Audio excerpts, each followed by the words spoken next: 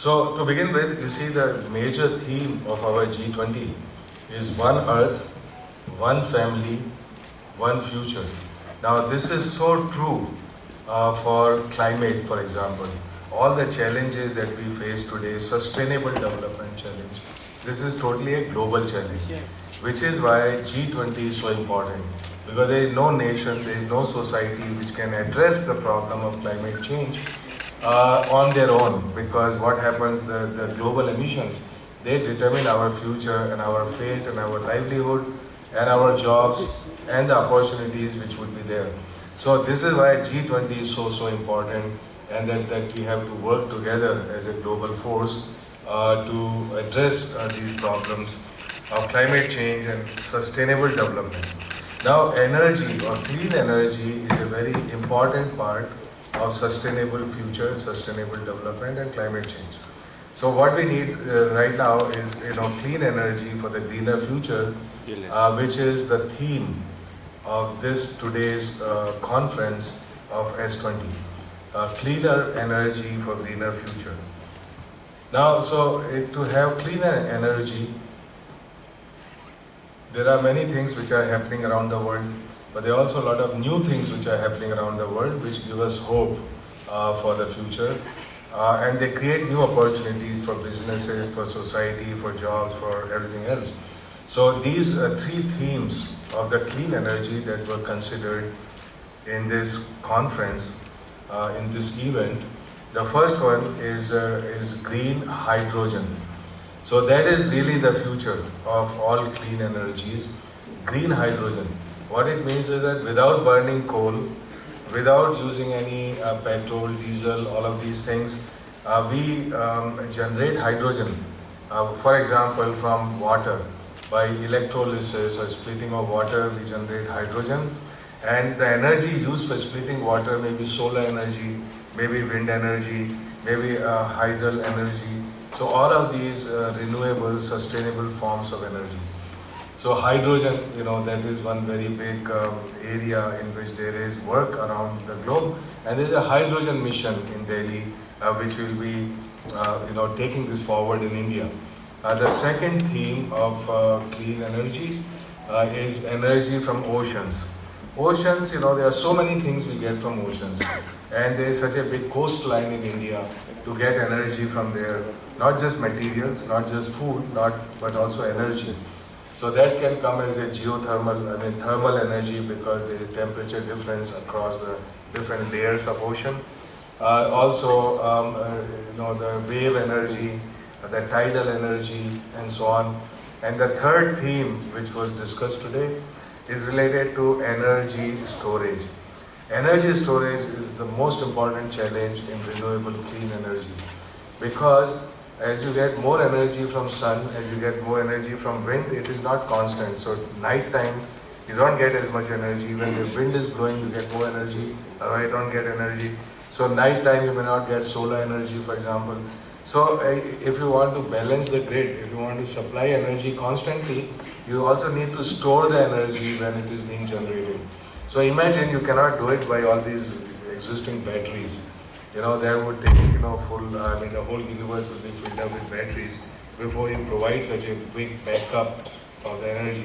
So new methods have to be devised for doing storage of energy, which has such a huge capacity that it supports the grid in those times, in those days when energy is not being generated. So these are the three things. And so at the same time that we need to have clean energy, to also have a sustainable future, as I pointed out. And so I talked about three verticals of this, and the fact that there were all these G20 countries, many of them are developed, some are developing, all of them have to work together.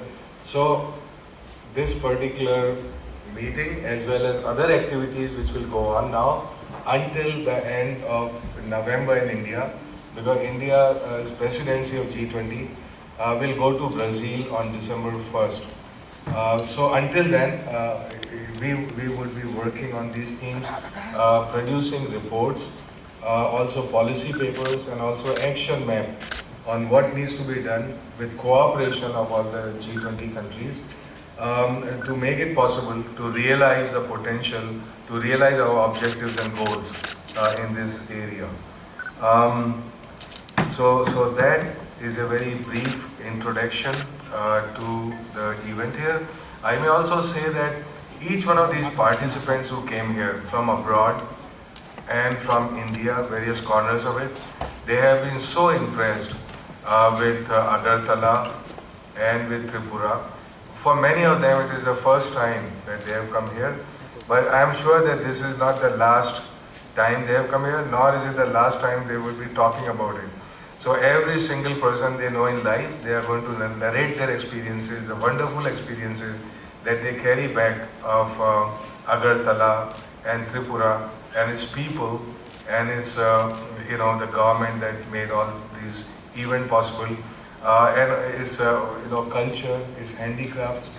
There is an exhibition going on down here where the local craft and handicraft the products of Tripura are being displayed. So they are fantastic, wonderful, but many around the world may not know about them. So this is a great opportunity to showcase our culture. For example, the dress. Even my wife went and said, "You buy 5 of these dresses from somewhere." It's just that people didn't know about it.